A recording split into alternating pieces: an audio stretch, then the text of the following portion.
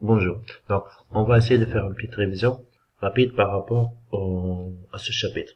Donc, dans ce chapitre, ce qu'on a vu, pour commencer, la première leçon, c'est on a établi l'existence de plaques tectoniques. Donc, grâce à quoi? Grâce aux zones où se trouvent les séismes, les zones où se trouvent les volcans, les zones où on peut trouver des reliefs géologiques, par exemple les montagnes, les fosses océaniques, les dorsales.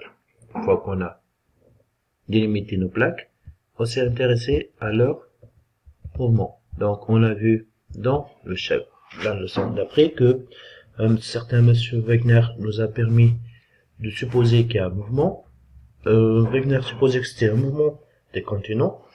On s'est rendu compte grâce au système d'Oris, donc au système de satellites, que c'est pas en réalité c'est pas les continents qui bougent, mais c'est plutôt les plaques qui bougent. Ces plaques-là, donc grâce au système d'Oris, on peut voir que les plaques elles bougent, et en bougeant les plaques, elles vont permettre au continent de bouger. Après, on s'est intéressé au type de mouvement. Donc par rapport au type de mouvement, on va s'intéresser tout d'abord aux mouvements de convergence. Donc dans les mouvements de convergence, je vais avoir deux cas. Je vais avoir le premier cas. Je suis dans un cas où on voit bien ici une plaque océanique qui est en train de s'enfoncer en dessous d'une plaque continentale. Donc je parle de subduction. Au niveau de la subduction, je vois bien qu'il va y avoir des volcans qui vont se former petit à petit, mais je peux aussi enregistrer la présence de séismes dû au frottement des deux plaques, la plaque océanique qui est en train de s'enfoncer en dessous de la plaque continentale.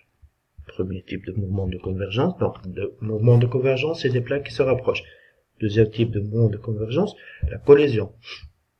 Lorsque les deux plaques, lorsque l'océan disparaît, deux plaques, une plaque continentale va entrer en contact d'une autre plaque continentale. On va plus parler de subduction. Dans ce cas-là, on va parler de mouvement de collision. Et ce mouvement de collision, comme résultat, on voit bien ici, le résultat, c'est la création de chaînes de montagnes. On a vu les mouvements de convergence. On va passer au mouvement de divergence. Donc, dans le mouvement de divergence, je vais m'intéresser à l'expansion océanique. Là, je suis au niveau de la dorsale. Je mets en marche mon animation. Je vois bien que au niveau de la dorsale, il y a un volcan, il y a un nouveau plancher qui est en train de se former, et en même temps, j'ai un océan qui est en train de s'élargir. C'est pour cela qu'on appelle ça l'expansion océanique. D'accord? L'expansion océanique, on va la revoir dans une autre animation. Expansion océanique, donc je vois bien ici, je mets mes légendes, je regarde ma dorsale, ici, le magma au niveau de l'héliosphère qui remonte petit à petit, et je vois que au niveau de la dorsale, l'océan est en train de s'élargir. Et comme on a expliqué, les couches qui sont les plus proches sont les couches les plus jeunes, et les couches qui sont éloignées sont les couches les plus anciennes. On a un séisme, et on a en même temps un volcan. D'accord? Donc là, on est à 3 minutes 30. Petite vidéo rapide pour voir la formation des puits de lava.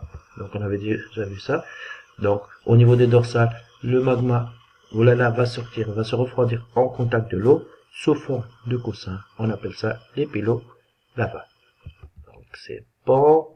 Qu'est-ce qu'il nous reste à voir aussi? Il nous reste à voir aussi le moteur de tout ça. Qu'est-ce qui fait en fait bouger la couche? C'est grâce à la chaleur qui se trouve dans la Terre, les mouvements de convection qu'on a vus. Ces mouvements de convection, on va faire chauffer la roche au niveau de la stratosphère. La roche va remonter. Quand elle va être en contact de la lithosphère, elle va se refroidir, donc elle va descendre. En montant, elle se chauffe, en descendant, elle se refroidit. Ça va créer un mouvement de convection. Ce mouvement de convection-là, c'est lui qui va être responsable du mouvement des plaques. Merci. Là, tout est dit. Vous pouvez regarder les animations comme vous voulez.